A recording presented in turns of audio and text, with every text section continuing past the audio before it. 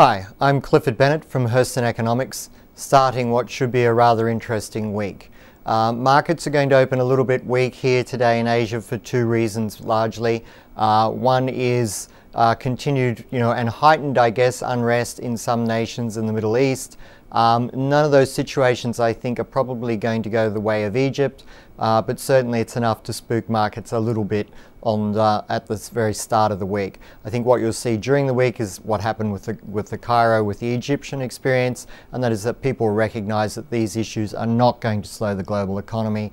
They're not going to undermine any banking system, and they're not going to certainly slow the Chinese economy. So markets will bounce back from that sell-off. Another reason is that over the weekend HSBC came out and said don't buy Chinese equities for the first half of the year, leave it till the second half of the year, because they're worried about this inflation issue and how China's going to try and control inflation, either through higher reserve requirements, which we have again seen on Friday, which I fully support by the way, or through higher interest rates.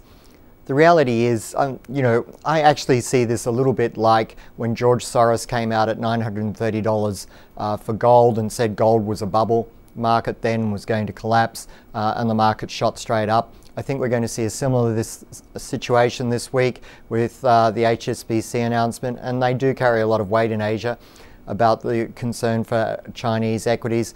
It's going to be a similar scenario. You see a momentary pause or sell-off, and then the Shanghai composite index will go through the roof. I think if you see this Shanghai composite index through 2,980, it's going 3,300, probably 3,600 by the end of the year, which is a 20% gain from here. So we at Herston Economics are still very bullish Asian equities, and we don't see any measures of the Chinese government taking being anything other than tapping on the brakes a little bit of control here, slowing down in a few corners maybe, but still powering on rather wonderfully. And none of this really is going to affect the profitability of those companies on the Shanghai Composite Index or other Asian equity markets. So extremely bullish still.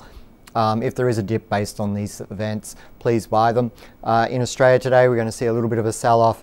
It's overdone already, I would suggest, at the open, but certainly through the day I'd be looking to buy stocks that you still like. In terms of the Aussie dollar, powering on as we said it would, gold powering on as we said it would, oil recovering as we said it would. I think oil's going to have a good week. Gold certainly is. Equity markets generally are going to have a good week, but just this Monday, a little bit cautious. Tomorrow morning Asia, a little bit cautious as well, because the US market will react to the weekend news tonight, which could lead us to being a little bit weak again tomorrow morning. But I think through the week, it's going to be another strong outcome.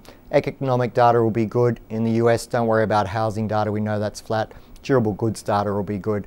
So I think all up, we're looking for another strong week here in Australia, Asia, and generally global equity markets and commodities and currencies.